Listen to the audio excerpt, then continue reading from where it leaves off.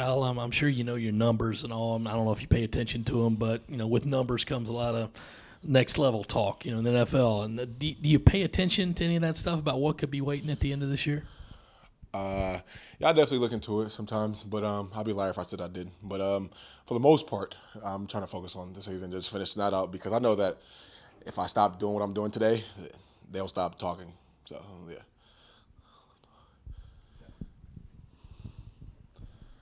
Hey, Kyle. Shane said on Saturday, I think I have it right, that you have really stepped up as a leader since you came to South Carolina. Can you just talk about kind of what you've tried to do in that leadership role with the guys?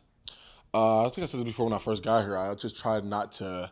I try to integrate my leadership skills the best way I can without stepping on the leaders who've been here toes. So we kind of like do a good job of working together.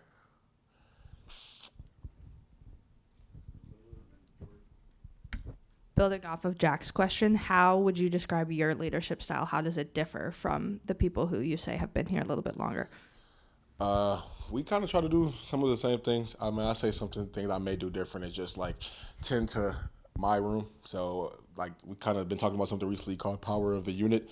As you know, like the units as far as like the D line, the edges, and the O line. And I just feel like if you tend to your own unit as a whole, we'll all be good. So I feel like that's the solid leadership I've been using the most.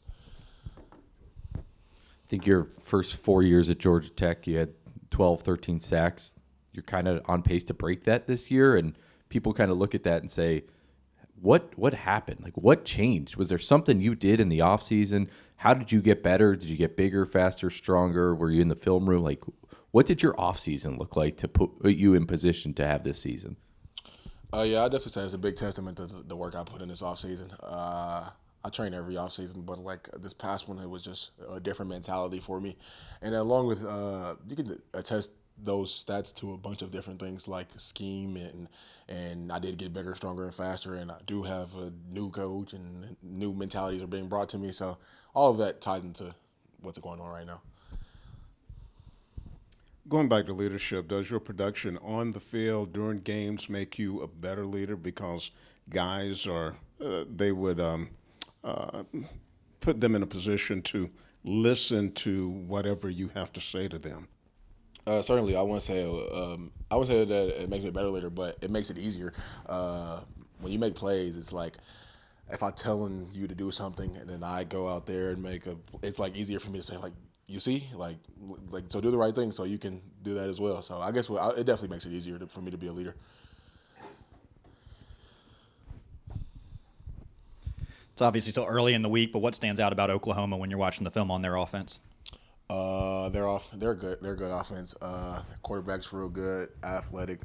Both of the guys that we may see. I know that their receivers out, but the one that they have in, they're really good. And the guys I'll be seeing as far as the offensive line, they're decent players, good players.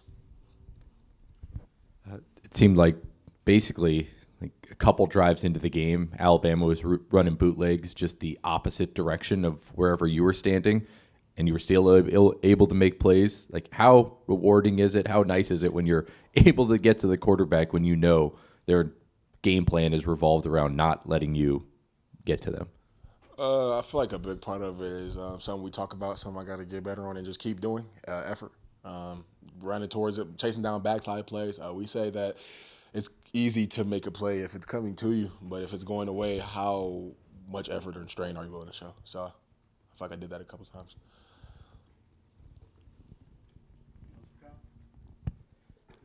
Appreciate y'all.